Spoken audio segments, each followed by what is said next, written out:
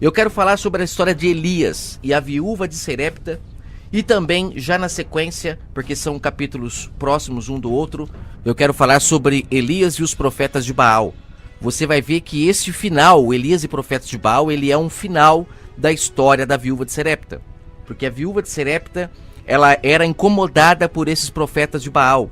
E Elias a liberta, ele compra briga. E você vai entender agora por que Acabe diz que Elias era o atormentador do povo de Israel. Porque Elias libertava as pessoas, assim como o Messias fazia. E o sistema nunca gostou de pessoas assim, nunca gostou. Porque pessoas libertas do sistema não dão lucro, nem para o sistema religioso e nem para o sistema de governo. Porque as pessoas passam a ter autocontrole, domínio próprio, um monte de coisa. Então aí elas não caem mais nas propagandas, compre, compre, compre, compre. As pessoas se tornam mais centradas e as coisas começam a acontecer de uma maneira diferente para a pessoa. Ela começa a ser uma pessoa lúcida e não mais com os sentidos todos embaralhados, como eu já falei em outras mensagens. O vinho da Babilônia, ela não bebe mais. E quem não é embriagado com o vinho da Babilônia, automaticamente tem os sentidos exercitados, como disse Paulo lá em Hebreus 5. Ela sabe o que faz, ela sabe onde errou, ela se conserta, ou seja, ela se torna uma pessoa lúcida, livre do vinho da Babilônia. E olha que maravilha, gente, vamos ler aqui um pedaço da história da viúva de Serepta. Que coisa linda, você vai entender. Como eu já disse, é interessante ter ouvido a mensagem O Espírito Vivifica, mas a letra mata, para você poder entender claramente tudo que eu vou falar aqui. Agora se prepare. O que você vai ouvir aqui, eu tenho certeza que dentro do sistema religioso você nunca ouviu, porque aqui eu vou falar espiritualmente. O sistema religioso, eles se apegam na letra. Então eles colocam tudo como físico, e não é físico, é espiritual. É preciso renovar o entendimento. O Antigo Testamento é sombra das coisas espirituais. Então vamos agora abrir o entendimento e vai ser lindo. Você vai voar com esta mensagem maravilhosa. Se você ainda tiver com o odre velho, substitua pelo odre novo, porque a mensagem é nova. Vamos lá.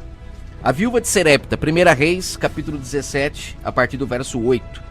Então veio a ele a palavra do Senhor, dizendo: levanta-te e vai para Serepta, que é de Sidom, e habite ali. Eis que eu ordenei ali uma mulher viúva que te sustente. Então ele se levantou e foi para Serepta. E chegando à porta da cidade, eis que estava ali uma mulher viúva apanhando a lenha.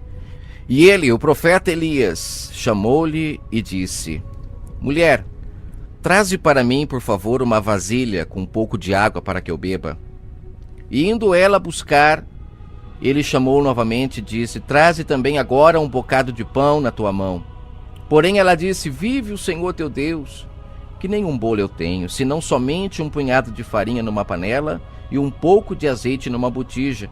Como vês, eu apanhei aqui 2 cavacos, eu vou prepará-lo para mim e para meu filho, para que comamos e morramos. Verso 13.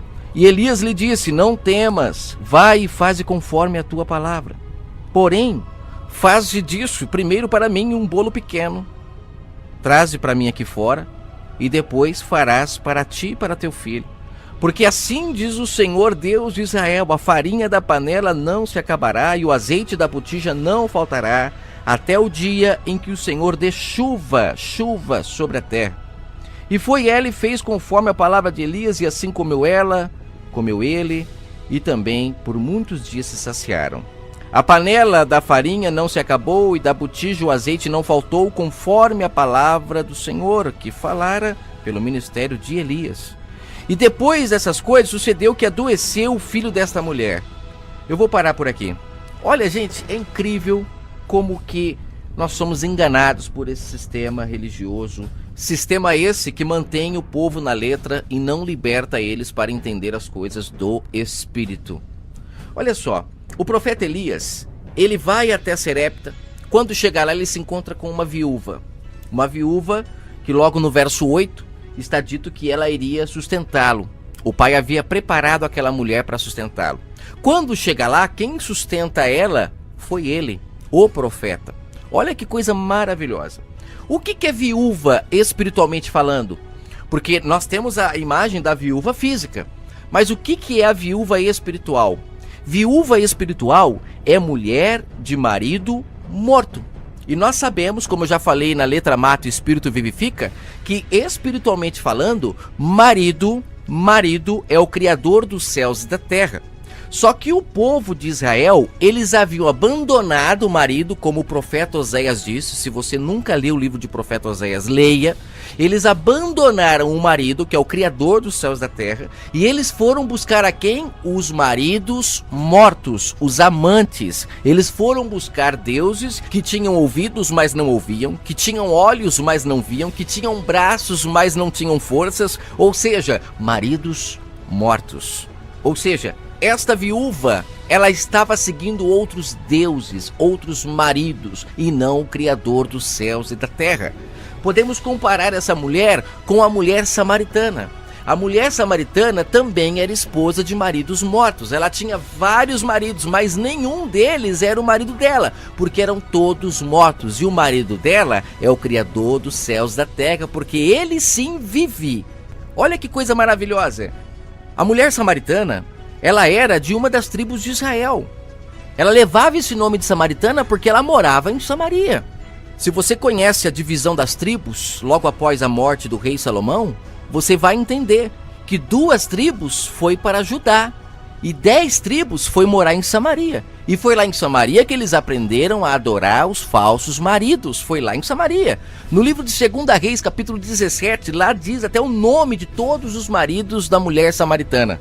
Lá tem 6 deuses no capítulo 17 de 2 Reis. E o Messias, quando conversava com a mulher samaritana, o que ele disse? Você teve 5 maridos e o que tem agora não é seu. Ou seja, o que ela estava adorando naquele momento não era dela. Tanto é que ele fala, vai buscar o seu marido. E ela fala, eu não tenho marido. Ela enxergava fisicamente. Porque esses líderes religiosos ensinam as pessoas sempre a olhar para o físico. Ela falou, eu não tenho. Aí nessa hora o Messias fala, você teve 5. E o que tem agora não é seu. Na mesma hora ela se ligou ao mundo espiritual. Ela falou, é verdade. Os meus pais adoravam no monte. Olha só, ela entendeu que era marido espiritual. Eram os deuses que ela aprendeu a adorar em Samaria, porque os sacerdotes ensinaram ela a buscar esses deuses. Eles ensinaram ela a se prostituir. E ela falou, mas meus pais adoravam no monte. E vocês dizem que é em Jerusalém. Aonde que eu busco então o verdadeiro marido? E aí o Messias dá a chave de entendimento para ela.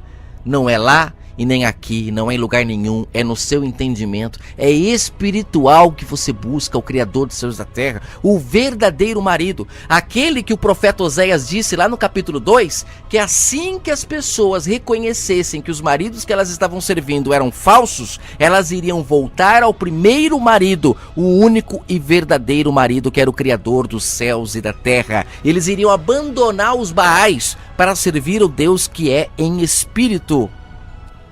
Eu estou trazendo para você a história da mulher samaritana para você compreender muito bem o caso da viúva de Sarepta. Porque não é diferente um caso do outro, embora fisicamente, enxergando pela letra, é diferente. Mas espiritualmente não é. É por isso que tem que ter odre novo para receber o vinho novo, para compreender e para se libertar desses Baais que até hoje estão por aí enganando as pessoas, se passando pelo verdadeiro marido. Tanto é que lá, quando o profeta Elias, ele dá um fim nos profetas de Baal, porque ele prova para as pessoas que os profetas que elas estavam servindo eram falsos, na mesma hora o povo se revolta, porque eles achavam que eram verdadeiros.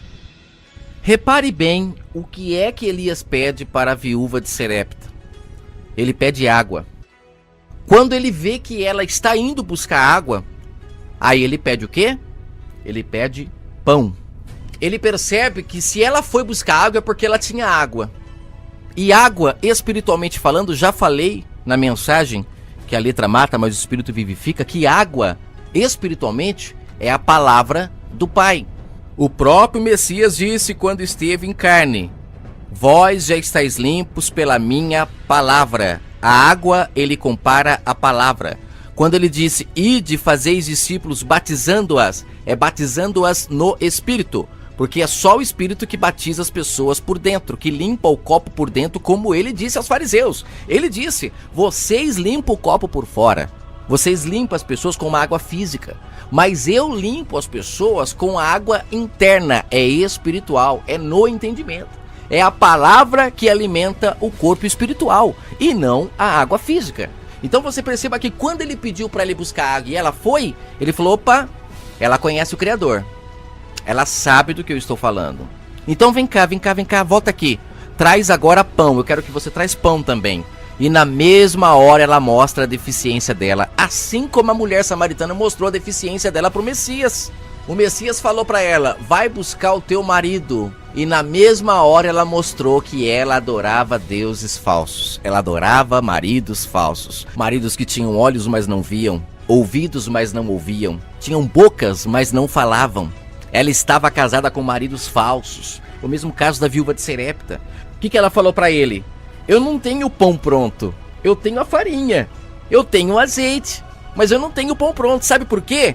Porque os líderes religiosos esconderam dela o maior segredo de todos, que o verdadeiro pão é o Pai, ele é espiritual, não é físico. Quando Elias viu que ela tinha farinha e que ela tinha o azeite, pão é feito do quê? De farinha. E o azeite?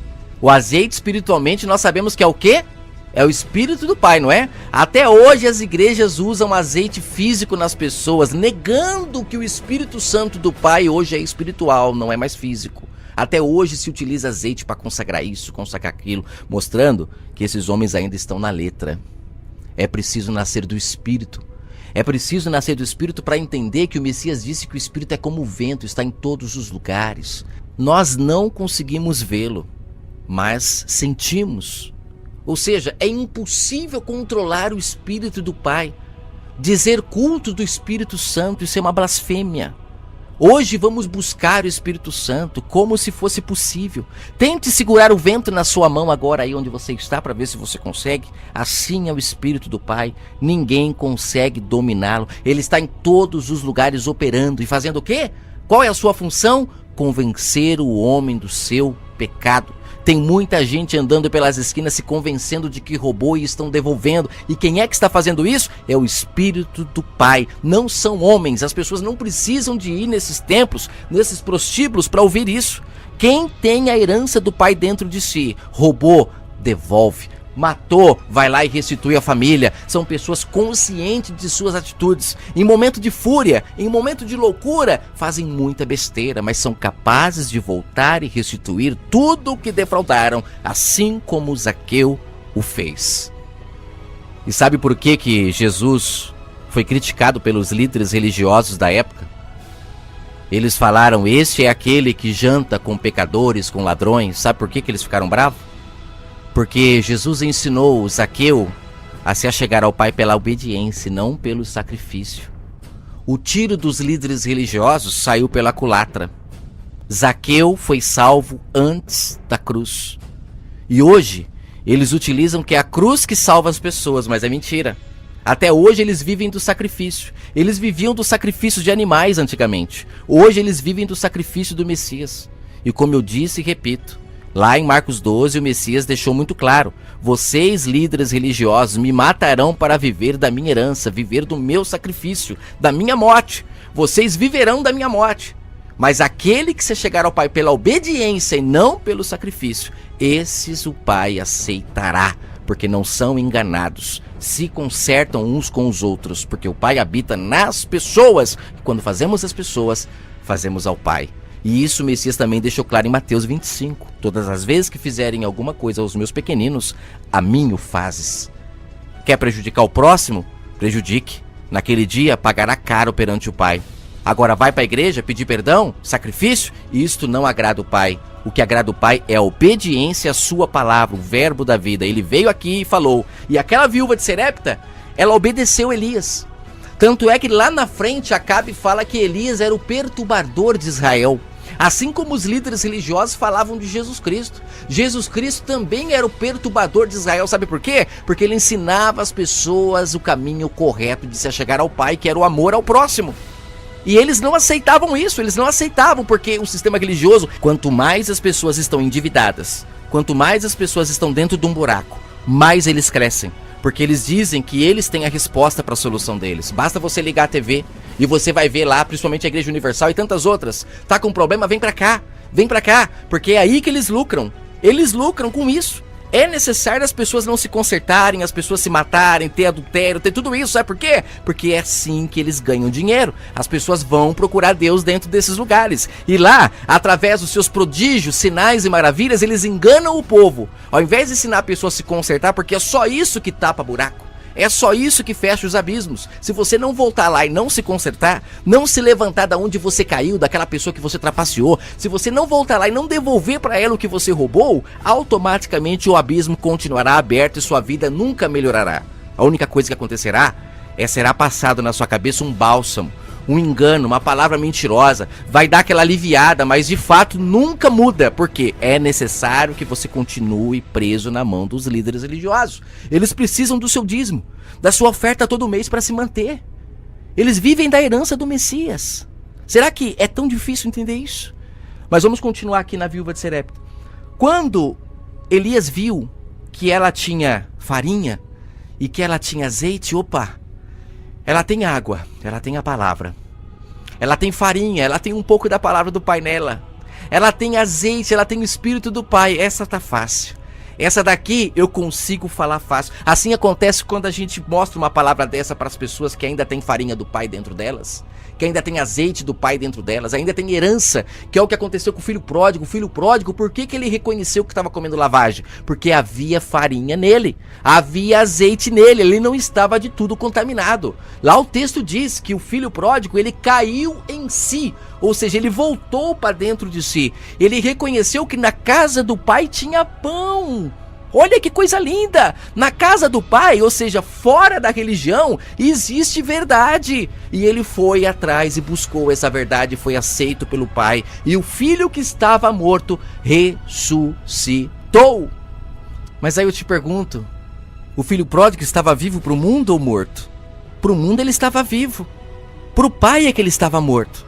Porque o Pai é espírito e quem não é espiritual é um filho morto para o Pai. Você compreende que é por isso que o sistema mantém o povo na letra? Porque se as pessoas nascerem do Espírito, elas voltam para o Pai e abandonam o sistema religioso. E é isso que o Pai precisa que você entenda, que você nasça do Espírito, renove o seu entendimento. Lembra que Paulo fala? Aquele que está morto, se crê em Jesus, viverá.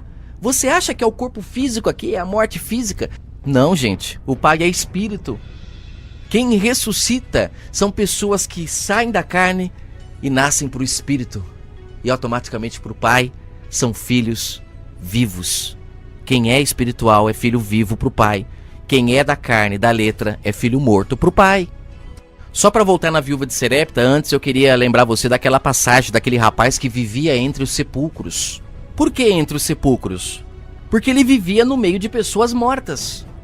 Mas ele tinha ainda farinha nele, tinha azeite nele. Quando ele viu o Messias, ele quis ressuscitar.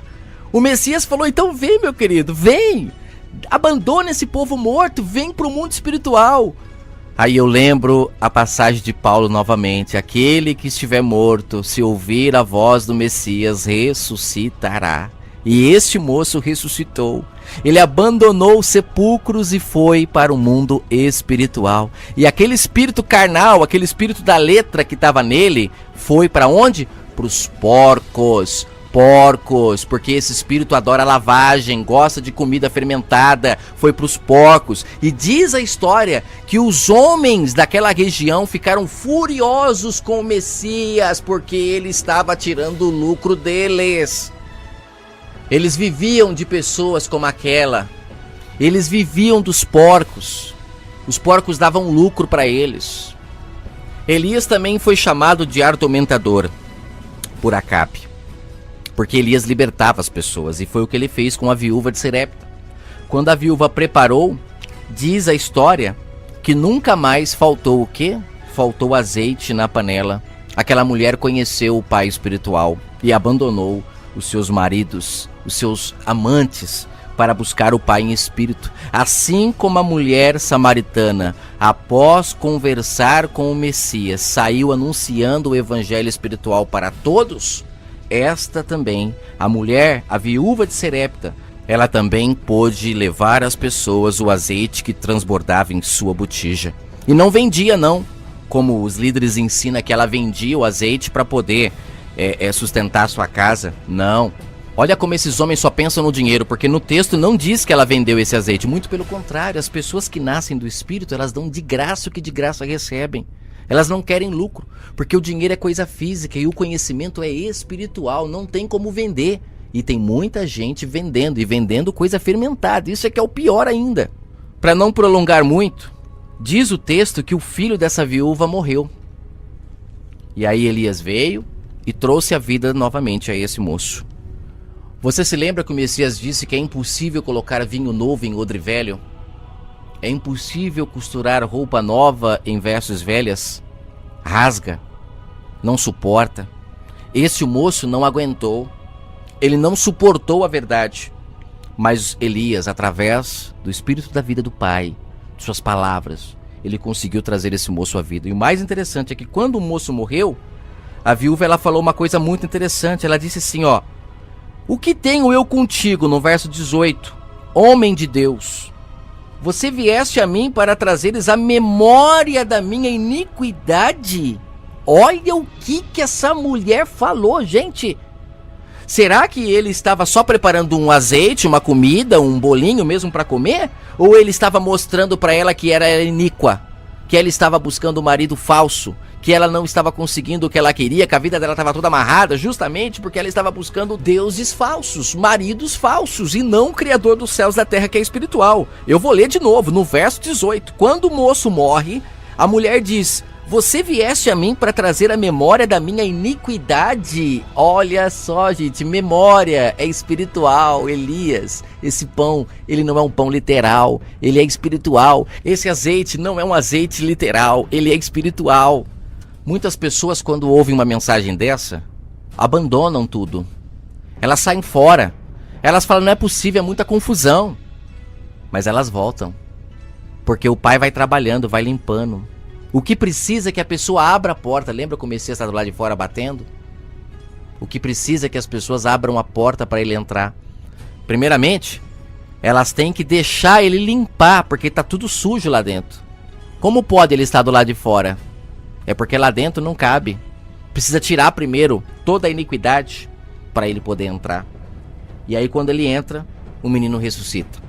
E para finalizar, na história, quando Elias mata os profetas de Baal, o texto diz que as pessoas enganadas por esses profetas é quem capturam os profetas. Os líderes falam que Elias matou tudo sozinho, né? Mas o texto diz não. O texto diz que aquelas pessoas, quando ficaram sabendo que elas estavam sendo enganadas, elas capturaram os profetas para que Elias matasse. Olha só, 1 Reis, capítulo 18, no verso 38. Então caiu fogo do Senhor e consumiu o holocausto e a lenha e as pedras e o pó, e ainda lambeu a água que estava no rego. E o povo, vendo tudo aquilo, caiu com o rosto em terra, dizendo, só o Criador é Deus. Aqui eles colocam Senhor para tudo, e aí você não sabe quando é que é os deuses, os maridos falsos, e quando é o Criador dos céus e da terra, porque você percebe que quando fala dos profetas de Baal, dos deuses que eles serviam, ou seja, dos maridos que eles idolatravam, fala Senhor. Quando fala do Criador dos céus e da terra, coloca Senhor também, e vira aquela bagunça. As pessoas leem e não compreendem, mas a gente consegue entender que aqui, quando as pessoas elas se prostram a Elias, elas estão se prostrando ao Criador do universo. E aí Elias lhe disse, lançai mão dos profetas de Baal, ou seja, corram atrás deles. Outras versões falam, peguem esses homens safados. Praticamente só foi isso que ele faltou falar, porque nenhum deles pode escapar. Elias fala, segurem eles, não deixem eles escaparem. E aí lançaram mão deles, e Elias os fez descer ao ribeiro de Quizon, e ali os matou a todos. Por quê? Porque eram mentirosos, e o povo, revoltado porque eles eram enganados, ajudou Elias a matar todos aqueles homens. E o interessante é que aqui não fala, né? Porque eles separam por capítulos, epígrafes. Eu duvido que a mulher lá, a viúva de Serepta, não estava aqui no meio desse povo, ajudando Elias a capturar esses homens pilantras, que estavam tirando dela todo o sustento que ela tinha, com mentiras, com enganações. E aqui um pouquinho para cima fala que na hora que pediram para o profeta de Baal fazer lá o milagre, ele não fez, né? Na hora que pediu, ele não fez. Mas na hora que foi o pai fez. Aí você fala, mas nas igrejas tem muita cura, tem isso, tem aquilo. Cuidado, está escrito que esses homens, eles fazem sinais, prodígios e maravilhas para enganar as pessoas. Cuidado. Tem muitas passagens do Messias, que é uma mensagem para outro tema, que o Messias, se você parar para analisar, as curas que ele realizava, era a cura de consciência. Porque primeiro você cura o espiritual e automaticamente o físico se cura. Se você curar o físico e não curar o espiritual, volta de novo o mesmo problema. Você nunca parou para pensar que o Messias, após curar o corpo, ele sempre falava, vais e não peques mais? O que é pecar mais? É espiritual, é a maldade, é a pessoa querer fazer a maldade que ela fez para chegar no ponto que ele estava. Agora, quando na consciência ela é curada, assim como Zaqueu, ele foi curado, eu duvido que Zaqueu voltou e depois continuou cobrando além do que devia das pessoas. Não, ele foi curado no espírito. Quando se cura o espírito, o corpo obedece.